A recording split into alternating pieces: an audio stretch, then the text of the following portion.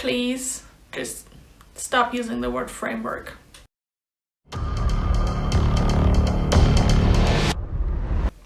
Hey, and welcome back to my channel. My name is Anna and I'm a German mechanical engineer based in Sweden. Today I want to talk about what engineering skills can make you a better business person. Since I went both to business school and engineering school, I thought it would be interesting to compare what both sides can learn from each other.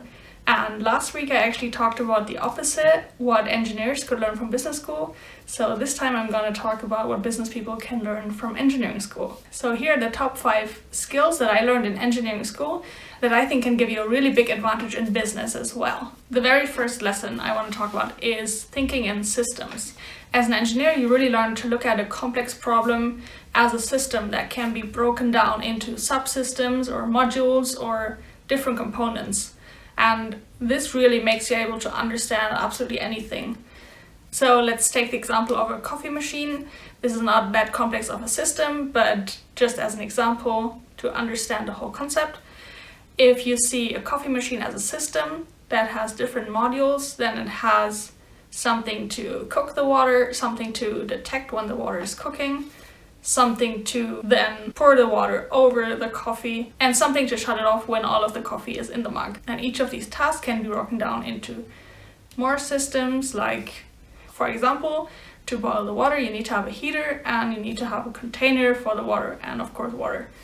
And just like I just broke down this coffee machine, you can break down any system. This can be both physical or digital, like a software, for example, can be broken down just like that. And once you've broken down your system into all of its modules and components, then you can think about how each of them works and reconstruct it, put it back together, and think about how the different modules are linked to then get the functionality of the whole system. Breaking down everything into very easy to grasp parts makes you able to understand absolutely anything. So thinking in systems is a kind of engineering mindset that I want to encourage you to apply when you don't understand something. Even if you are working as a business person, you're probably gonna encounter things that are hard to understand.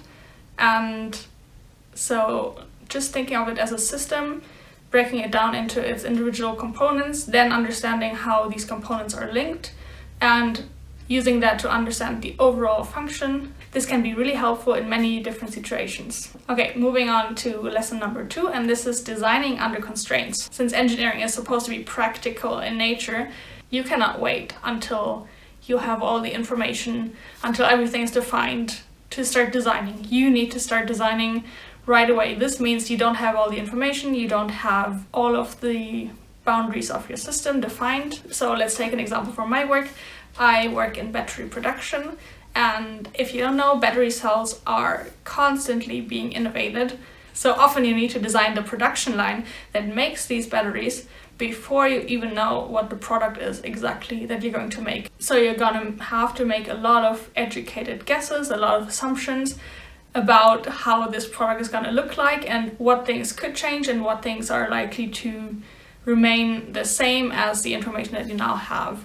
And this is not only useful in engineering, this is also useful, of course, in business. If you want to market something, but the product or service you're marketing is not completely decided yet, or you're making a financial plan for the next year, but you don't know exactly what you're gonna be buying or selling, or you're trying to build a business from scratch in a market that doesn't exist yet, or that is very new and doesn't have a lot of data, you cannot wait until everything is defined, until you have all the data and you know everything that you need. You just need to start. Make some assumptions, use similar products or services to make them, and then correct it later as you get more information. But just get started, don't wait. And the other part of designing under constraints is coming up with your own constraints, even if there are none that are obvious. If you have a task to do, but you don't know your budget, you don't know your timeline, maybe you don't even know your market, just make assumptions for everything that you ideally want to know and then change it later. Working with assumed constraints is better than having no constraints, because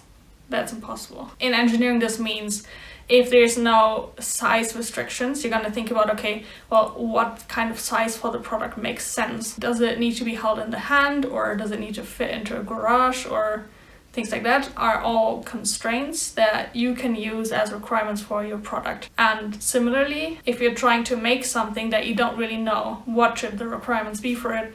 Think about, okay, well, what makes sense here? Where does it need to fit? Who needs to be able to pay for this? Who needs to be able to understand how to use this? Those are all constraints as well that are not, they're not handed to you, but you can come up with them yourself. So that's what it means to design under constraints.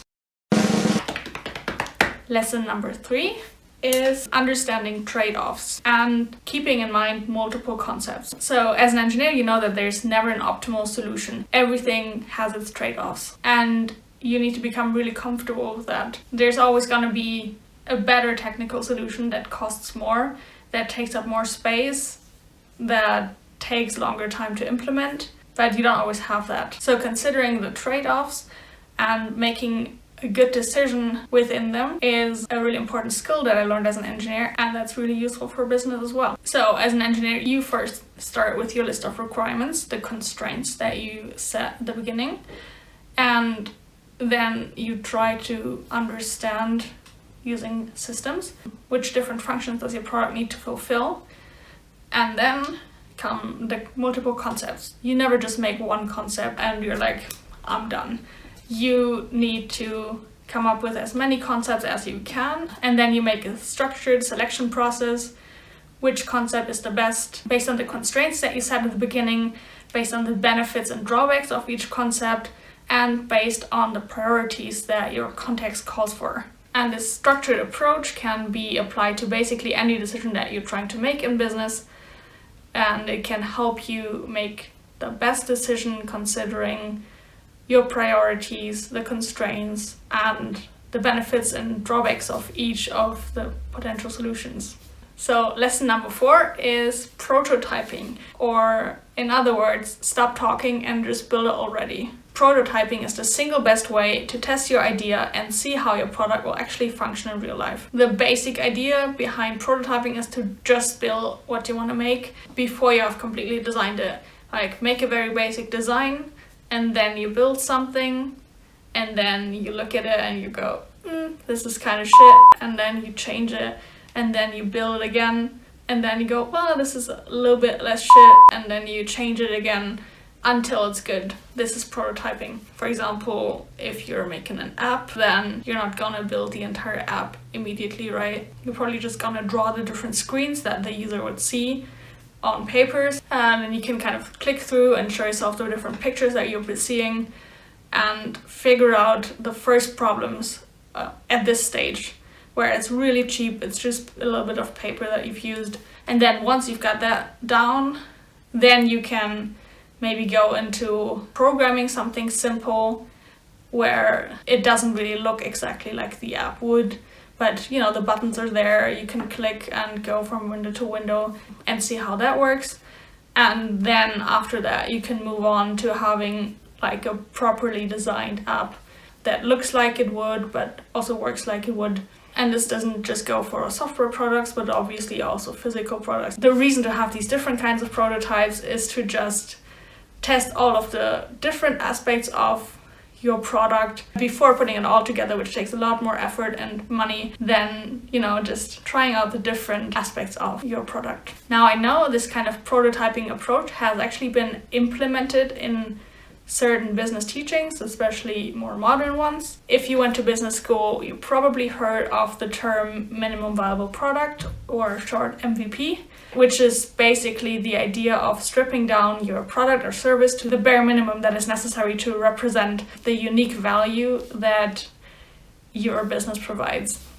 And you can use this MVP approach to test your assumptions that you base your business idea on, and to see if anyone would actually want to pay for your product or service without having to put all the money into it that goes into developing the full product.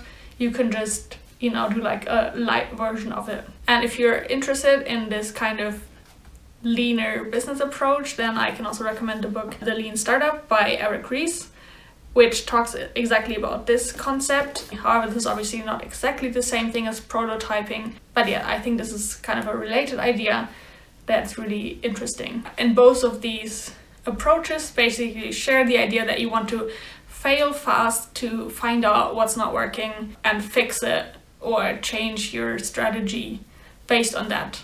And I think both in engineering and in business, this could be even more implemented. So it's not just something to work on for engineers, but it's something that's very inherent to the design process of engineers. And it's not necessarily as obvious of a part of building a business or expanding a business. I think there could be a lot more prototyping or building an MVP before you actually put in all the money. So lesson number 5 is know your freaking product. I'm gonna say it again. Know your product. I think as business people, we tend to not want to get too involved in the product and kind of stay away from understanding it. We say things like, that's not my scope, or this is too complicated. I'm not an engineer, so I don't need to know. And this is hindering our business success. You don't need to be able to make it yourself. You don't need to understand the detailed math and science behind it, but you need to understand how it works, you need to understand how it's made, and you need to understand how it's used. Stop looking at your spreadsheet for a second and thinking about how large the potential market is and how much money you could make if only you would capture 1% of that market, because it's bullshit. And go out and look at the product and ask questions about how it works and make an effort to understand it. Because who's gonna make more money long term? The business that targets the perfect audience, they have the perfect pricing strategy, but their product is shit. Or the business that has a great product and everyone in their company understands how it works on a basic level and can therefore market it in the right way, will not overpromise things to customers that the product cannot do, and where financial decisions are therefore based on how the product works and what things are most important to make that product work well. If you don't understand the product, if you don't understand what's important, then your financial decisions are gonna be shit. Your timeline decisions are gonna be shit. Your resource allocation decisions are gonna be shit. And your marketing and sales decisions are gonna be shit. And because that got me so fired up, I have a bonus lesson for you, and that is stop using bullshit business language, please. You need to stop covering up your lack of knowledge with fancy, complicated language. Because who do I want to make business with? Someone who can explain to me what they want to say in terms I understand, or someone who can't? It's the first one. And please just stop using the word framework. I swear I don't hate business studies. If you're a business person and you got offended, then I suggest you watch my last video where I talk about what engineers could learn from business school, and I promise that will make you feel better. Otherwise, I hope that you took something from this video. So with that said, thank you so much for watching. I really appreciate it, and I hope to see you in my next video.